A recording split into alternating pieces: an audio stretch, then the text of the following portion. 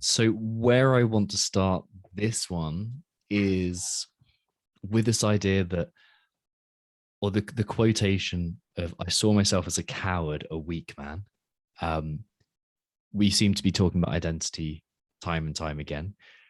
Like that is a collection of beliefs wrapped up as absolute truth, which is an identity. What did you think when you heard him say that? Ooh, honestly, it really resonated with me. It really resonated with me from my personal experience. When I first began CrossFit, it was with the intention of rewriting the story from my childhood that I was weak and helpless. So I grew up in an abusive home, had post-traumatic stress disorder. I mean, really, really felt very worthless and very weak. Training for me was an opportunity to explore how strong and capable I could become. But when I first started CrossFit, I had that initial phase where everything was learning and everything was great. And then you move past that and you're suddenly confronting that old belief of like, you're not capable.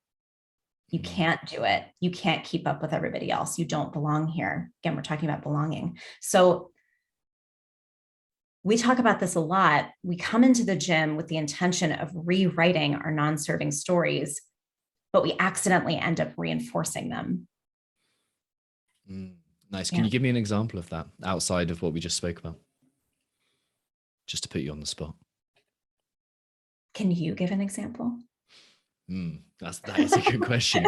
Okay, so what about nutrition? Where you start working with a nutritionist, and it's like, or just even like following a macro tracking app or something like this, and you start to see like, quick results with kind of not very much effort to begin with. And it's like, oh, cool. Like I've just started tracking a bit, or I've just implemented these small, simple changes, and you get kind of 30% towards your goal that you have. And it's like, oh, it's all going smoothly. And then progress plateaus pretty quickly. And you're like, oh, now I need to do something more difficult. And that more difficult thing makes you, well, this is something that I personally haven't struggled with, but I've worked with so many athletes that have this kind of struggle. It's like, I'm reinforcing that I'm not good enough to make this change. And I'm always going to be the fat kid. I always was the fat kid. And therefore it's my truth. It's who I am. And then that gets reinforced by this kind of this struggle, the difficulty, and not having the tools to overcome the mental aspect of it or the mindset aspect of it. Yeah, we expect that getting into the gym and pushing ourselves is going to make us better at things through exposure therapy. So for me, wall balls were a really big source of anxiety because I struggled with them. Anytime wall balls came up in a workout, I would make this bargain with myself. You're going to do all the reps. What did that do? It made me really anxious. I gave myself this like very hard expectation, and the result of which was I didn't do all the reps. I cut the reps. So in putting myself in that anxious position, demanding a certain result from myself, I reinforced a story that I wasn't good enough and I wasn't strong and capable. Nice. So using that same example with wall balls, and then because we know exposure therapy does work if done correctly, and if done compassionately and progressively, like what is the change that you could have made then, or you would change now if you're going to struggle with the same thing again? A more progressive approach versus all or nothing. Again, perfectionism dictates that there's one right way to do something. If we don't do it that one way, then it's bad and not good enough. So coaching athletes now in a similar way, you don't need to do it all. What's better than yesterday? How can we make it 1% better? Just do one more wall ball than you would have done before versus all of them. And this requires us, this requires us to step back and do some work slightly outside, because it's unlikely that in a typical box environment, you're going to be given the opportunity to practice wall balls for a month with 1 rep today, 2 reps tomorrow, 3 reps the day after, 4. It's not going to work like that. Or the same with box jumps, or the same with whatever, like heavy overheads, if that caused you an injury before. It's like the example that is always used when talking about exposure therapy is the idea of being fearful of needles. And the first thing to do isn't to run up to someone with a needle and jab them in the arm and say, see, you're fine. But because that is a traumatic experience. Yes. It's to say, okay, here's a photo of a needle. Can you look at this photo of a needle? And you'll look at it until you're bored. And then maybe the day after, it's to bring in the needle to the office, put it over in the corner of the room, and just you glanced at it. You're in the same room as needle until you're bored of it. And again, I'm going to kind of paraphrase Jordan Peterson here. The goal isn't to find out that the task is easier than you think. The goal is to figure out that you are stronger than you think. And that's the lesson within it, is that you are way stronger, but you've just got to find a way to access that. And whether that's box jumps, whether it's wall balls, whatever. To prove it to yourself, but again, not in that non-serving way of all or nothing thinking. That was very nicely put. Cool. Thanks. Yeah. Thanks. That all or nothing thinking, it interrupts so many athletes' growth. It sure does. Almost regardless of their level of athleticism or their ultimate goal or their origins or their sport, anything. Or even whether they're an athlete at all. It's like this, I absolutely have to succeed. Business owners. Yeah. They're all personal trainers. I've got to have this many clients. Like I've got to have this many hours. I've got to reach this income. Like we see it time. I have this many followers. I should have this perfect abs, or I could just progress towards abs. Good old abs. With the abs conversation, we're hitting impasse at the abs. That was, I found, an interesting point. What did you hear in the Matt Fitzgerald podcast? I wrote this down as a quote because I thought it was really, poignant, especially for CrossFit athletes. Toughness can be a kind of laziness. We want it to be the solution to everything. Why is that so interesting to you? Because a lot of people think mindset is just mental toughness, like beating your head into the wall until you get it. And again, we talked in another episode about self-loathing and using that to fuel performance. And it's very non-serving. It has very limited applications to long-term high performance. There's one athlete that we've both worked with. She's been in the DMG for quite a long time. A very successful CrossFitter. And I remember the first time we spoke about her joining Digital Mindset Gym, she was like, I just need to be mentally tougher. That's my objective. And I need to, like, that's what I need out of this. And over the years, as she's progressed more and more, the mental toughness she's got, and she's incredible at it. And she's proven that time again, but it's the square peg for the round hole. And now she's getting exceptionally, okay, I'm going to develop other character skills. I'm going to build on all these other things. And I think you probably know who I'm talking about. But she's doing incredibly well right now because she's no longer using mental toughness as the only tool. Yeah. Well, mental toughness is very simple. It's do it. No excuses. And there has to be some amount of balance. This does tie into one of the other pieces that I wanted to bring up. Is that okay? Yeah, go for it. Yeah. So another thing that he says shortly after is the act of benign shaming, or using the example of someone who has overcome the same obstacle that you're facing and kind of saying, what's your excuse? That has very serving applications, but because specifically it builds a skill called internal locus of control. Internal locus of control is the belief that we are the masters of our fate, and it builds on self-efficacy, which is the belief that we have the tools and resources that we need to overcome obstacles and achieve goals. So it's very based in agency. When we can see someone else who's done it before and say, well, what's your excuse? That's serving. But on the flip side, if it's, again, based in self-loathing versus a gentle reminder that we're more capable than we think we are. Nice. The result is very different. Okay. I want to link back to the original piece there, because I think it wraps both of those points up nicely. Yeah. Mental toughness. When does that become a problem? When we're just using it to do what? Yeah. Mental toughness becomes a problem when we are always on, always pushing. So we refer to that as forcing. Mm-hmm. Forcing is, that you're forcing when your mind is so tired and busy, but you're making yourself work at a high level anyway.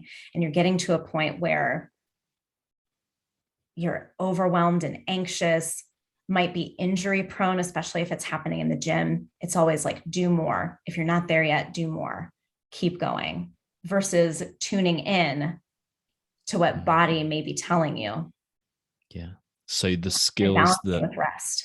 Oh, exactly right. Yeah. So the skills that we need to develop, which is like the antithesis of the stereotype of a CrossFitter. Yeah. Self-love, compassion. Yeah. Forgiveness. Rest, forgiveness. Yeah. All these kind of things. Like, it's actually to look at it as a kind of a Taoist thing. It's a bit of yin energy.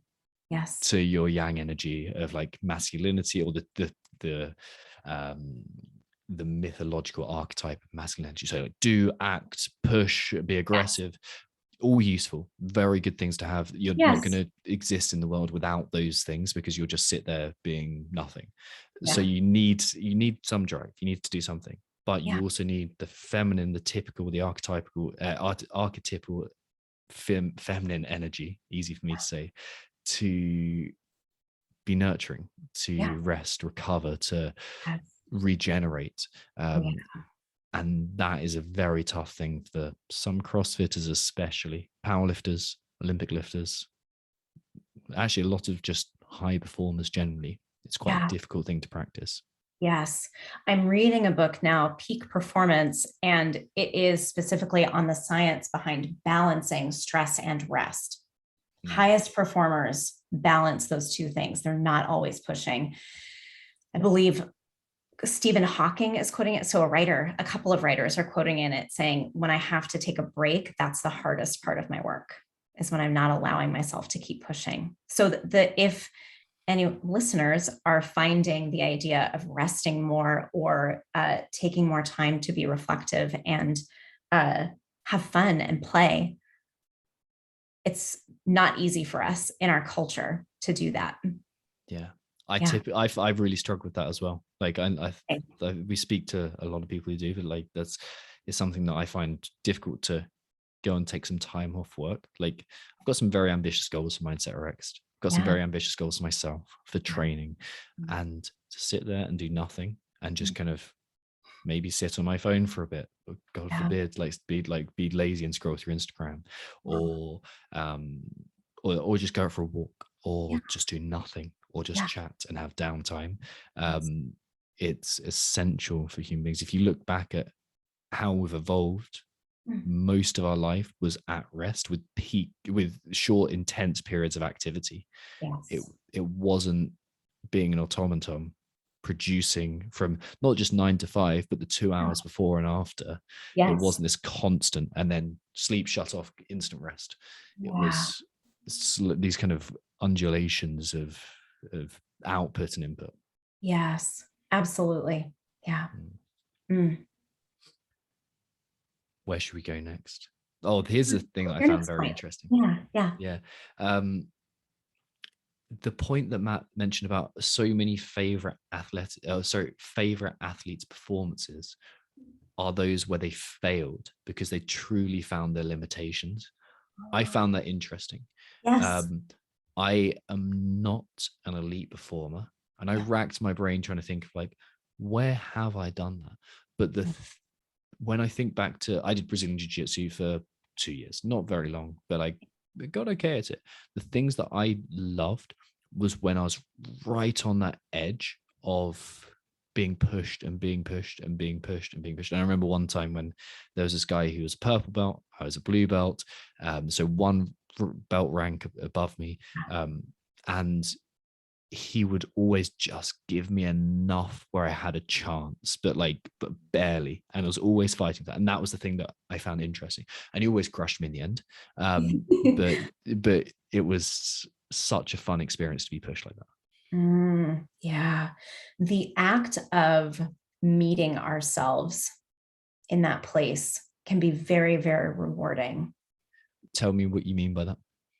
Well, you don't find out who you are until you're on that borderline between where your experience lies and where your inexperience lies. That's where we feel the most alive. Yeah, when you're on the edge of uncertainty. Yeah. When have you done that to the best? When have you best employed that tactic in training? In training. Or competition or athleticism as a whole? I had this, my favorite competition experience was in a partner competition.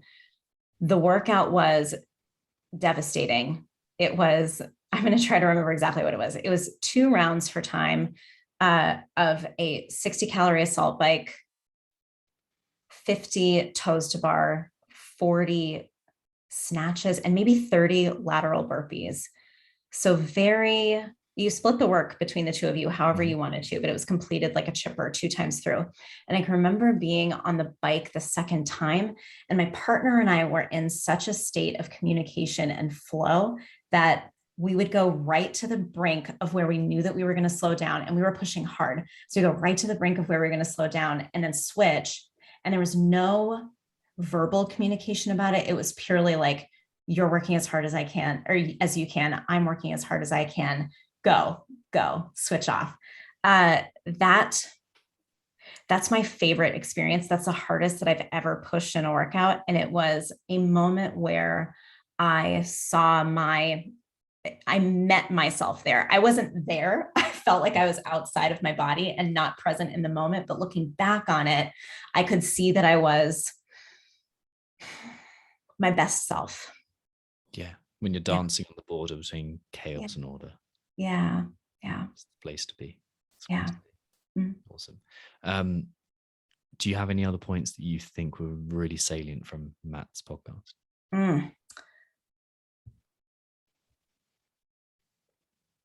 Along the lines of what we have, the idea that enjoyment is performance enhancing. So there's this false dichotomy, and again, I think this is extremely true of CrossFitters. There's this false dichotomy where we can either work really hard or enjoy what we're doing.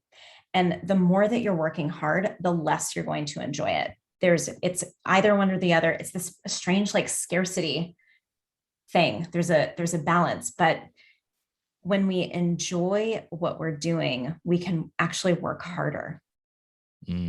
Yeah. What do you think the story is behind that dichotomy of it's either hard, it's either going to be hard and hurt, or I'm going to enjoy it?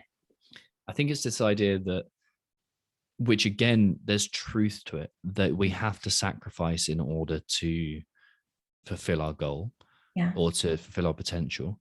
Yeah. So there's truth in that. Like it doesn't come easily. Like if you're going to do anything worthwhile, it's going to encourage it or encounter some difficulty, but you can't keep on adding sacrifice in order to add more success.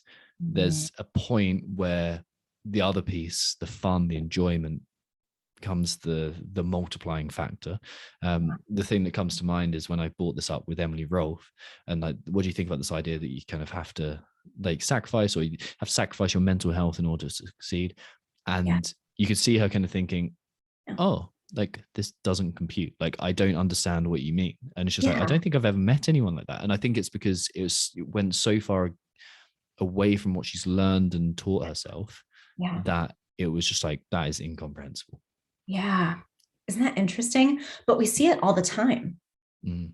Yeah. People resist play and people lose the fun side of training. Mm. Right. It's typically around that point when you start to take it seriously, where you start to have some expectations of yourself, where you start to think, okay, I'm capable of doing pretty well in this. And I go to a few comps and it's like, oh, I'm going to start training 6 days a week now instead of 3 days a week or 4 days a week. And I'm going to really track my macros. And then the fun slips, and guess what? The performance slips. Yeah. Even you're doing more. How do we help athletes rebalance that and find the fun again and find enjoyment? Yeah, really good point. I like the process of becoming aware of that thing and then trying to find fun within the original. Like, some people say, oh, remember where you started, remember what was so far. And like, yes, and also you've developed since then, you've grown since then, your objectives have changed.